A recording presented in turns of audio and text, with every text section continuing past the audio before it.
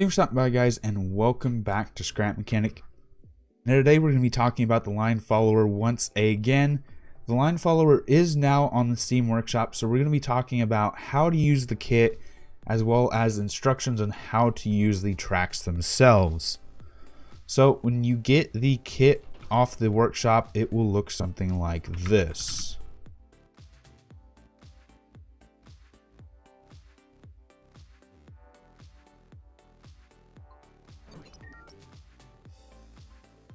This has all of the tracks. It has 2 line followers, one with trailers, one without, and it comes with a pole that just connects it all. So one of the first things you need to do with this kit is, first off, don't load the kit in a world that you enjoy. This kit does lag a lot, and if something goes wrong, it does have the power to destroy a world. The problem is these plates are really big and flat, and if these plates ever lay flat against another plate, all the collisions that occur because of that can destroy a world. So first off, never load the kit in a world you enjoy. Once you have the kit broken down, you can do whatever with it. So we want to actually first weld this to the ground. This will help us with lag. Quite a lot, actually.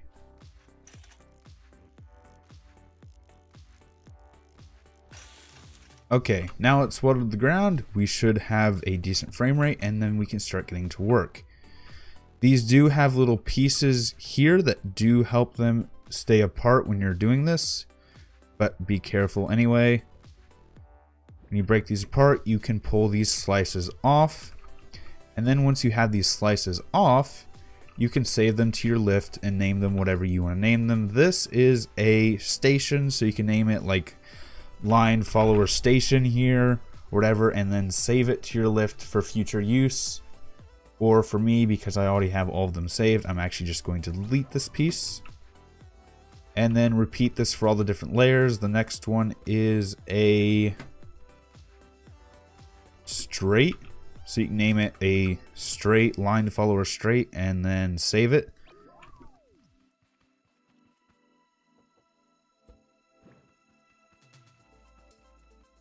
This is a 4-way intersection. So you can save that to your lift. And the next is, I think, a 3-way. 3-way intersection. And then a corner piece. This should be all of the pieces you should need to make any kind of track you want. If not, you can make your own pieces however you want, so long as they follow the rules that I'm going to be talking about here in a second in the tutorial on how to use these. So this is just a corner. And then last but not least, you have the 2 actual line followers. These are both Mark 19s. One of them has 2 trailers, one of them has no trailers. If you want, you just chop off these however you'd like to and do whatever you like with them. But I'm going to go ahead and delete these because I already have these on my lift as well. So now it comes down to getting ready to actually make your own track. I would recommend doing this on a flat world because it makes it a lot easier to do it. If you want to do it on a terrain world, you do have to worry about trees and the actual rise and fall of the land. You do have to take that into account, so it is easiest if you just do it on a flat world. Let's grab a few pieces here.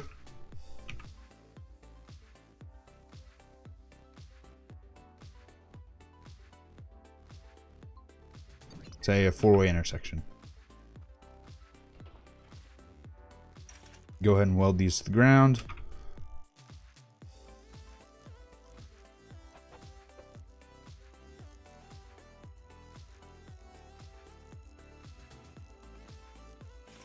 Come on, get out of my way. Technically, you could put these upside down because the marks are on both sides. However, when you save it to your lift, they will have those little pieces down here, so you might want to be cautious of that. You can also delete those if you want, But I would say this, if you do delete those, be very, very careful. And even if you don't delete those, be very, very careful. Because if you have these on a flat world and it lands, your frame rate will die. And if you don't have a PC that can handle it, you might actually crash your world. Which, oh wait, have I done it? Have I accidentally crashed my world? Let's see if we can get this on a lift.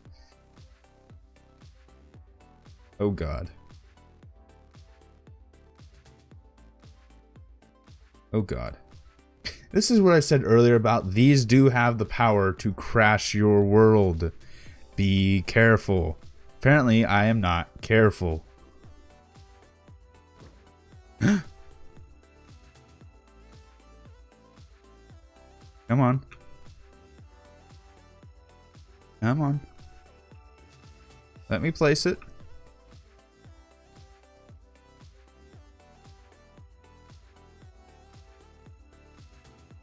Come on. There we go. Okay. We haven't crashed the world yet. So whenever you take these off a lift, make sure you have a block under them, or you just place your lift so they never lay flat. Never, ever, ever let these lay flat on something else. They will crash your world. I've lost too many worlds trying to make this video already. Sad to say, but it's true.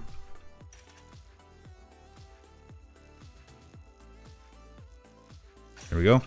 So you can weld it up, and then you can just rinse and repeat with whatever you want to make a course that looks like whatever you want.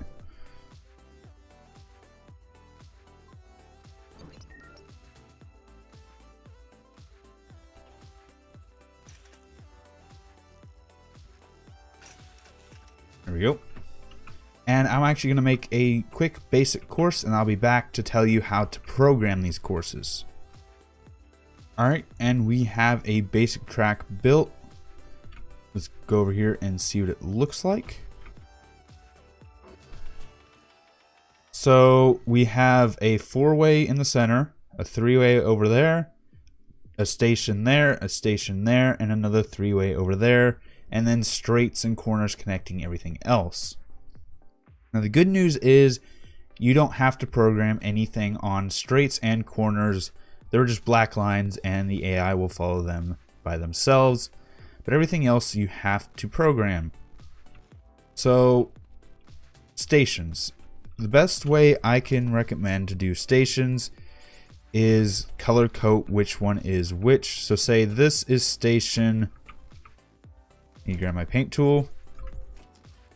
Say this is station orange. That's what this station and this station will be, is station orange. And then coming over here, let's make this station blue. So now we just have 2 stations, simple map. The AI themselves can go up to 6 different locations. For this little test, we're only going to use 2 of those. So whenever you come up to these lines, you have to program whether or not they should follow a different color line. So just a rule of thumb, light gray lines are always the left side of the black line. Dark gray is always the right side. So if you remember, the best way to remember this is light lines are the left side. So dark line needs to go to the right and do that. And then this is going to be a blue station as well. So dark line on the right side, and they need to be 3 wide. That way the sensor can pick them up no matter what, because some colors are harder to detect than others. Now coming over to this one, we need to go to orange, or actually let's do blue first. Let's program all the blue sections first. So here's the issue with doing it this way, is right now if you're on this track going this way, you can't just simply turn around and go to blue.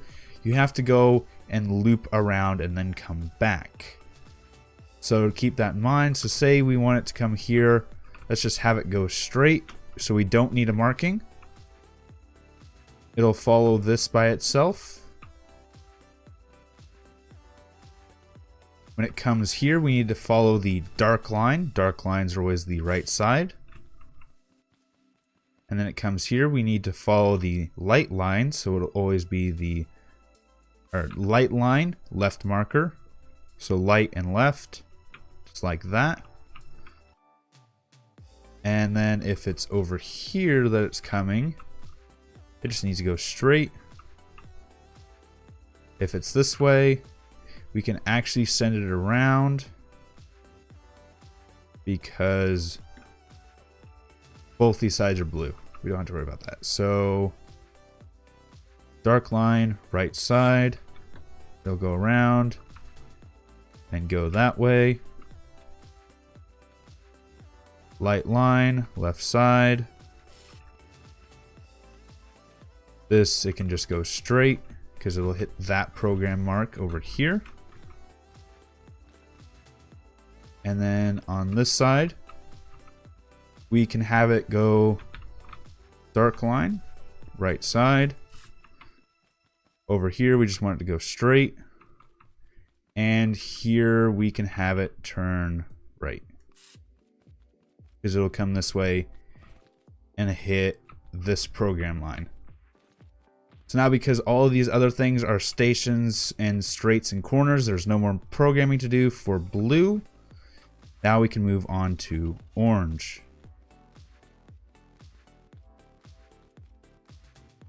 And coming over to the orange station, you need it to stop at the station. Let's put a dark orange line. If we need to go to orange, so we're going to have it loop around here. Send it on the dark line, right side. And if it comes over here, we need to send it on the light line, so light is left.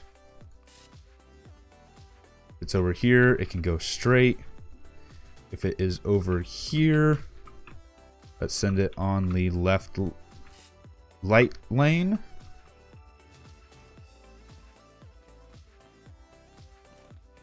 For this, we need to go the dark one. This, we can just have it go straight. This, it needs to hit the light one. It goes here, it needs to go to the dark one. If it's here, it needs to go to the light. And if it is here, it needs to go to the dark one. Then it'll come around, loop, and hit. That can be straight. That one's programmed. That one's programmed. That one's programmed. That one's programmed. Yep. And that should be all of the marks done. And we should be ready to throw an AI onto this. Let's go ahead and grab one out of here.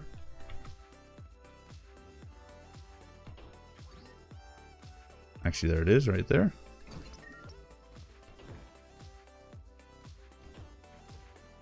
So let's send this to orange. And let's send him on his way.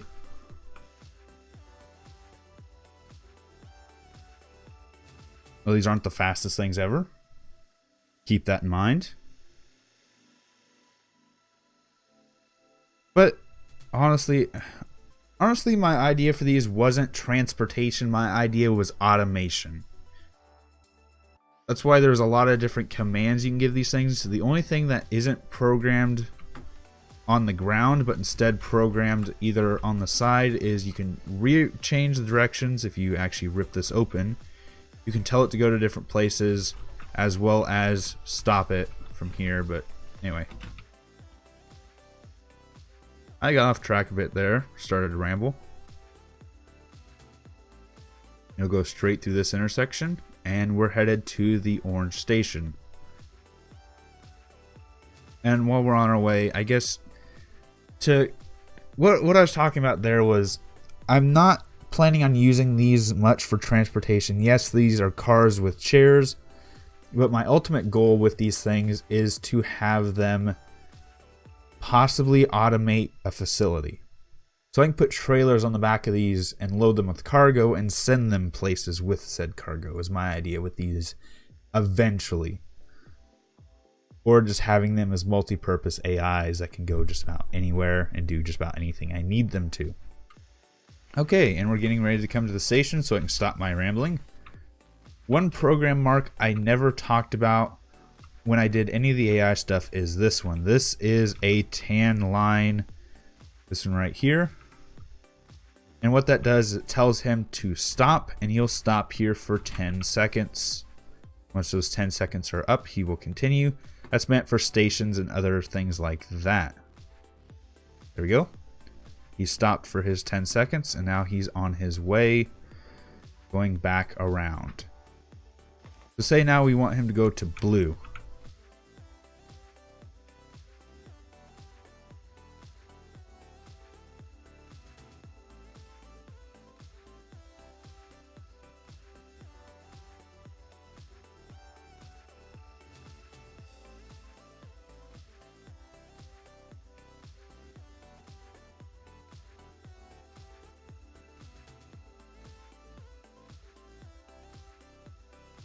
You'll just continue through this intersection.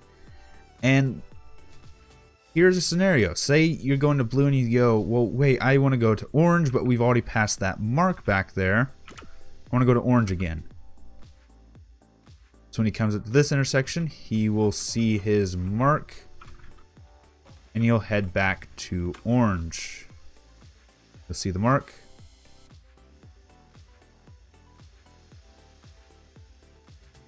And he'll start on his way to orange because it's programmed in the road. But say that was a mistake, you want to go back to blue, change it to blue. And then when he gets over to this intersection over here, he'll read this program mark, and once again he'll actually just go wait and then go to blue again.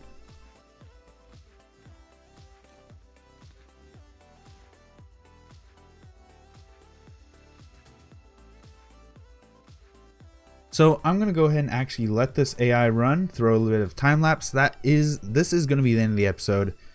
I showed how to use the kit, some things you want to prevent doing with the kit, and as well as showing you how to program these lines. This is a pretty simple one actually. You could go a lot more complex than this. This is just 2 stations and what? 1, 2, 3 intersections. So this one was pretty easy to program. I'm going to go ahead and end it out here and throw a little bit of time lapse on this track. So if you did enjoy this episode, please leave a like. If you have any suggestions for future episodes, please leave them in the comments down below. Enjoy the channel, enjoy what I'm doing, please subscribe, it helps a lot. And right now, shares help out the channel most. So if you do want to help out the channel, please share this episode with a friend. Thanks for stopping by, thanks for sticking around, and until next time, peace. Alright, and one more thing before I end this out. I did discover a issue with the 19. Now I'm on the Mark 20.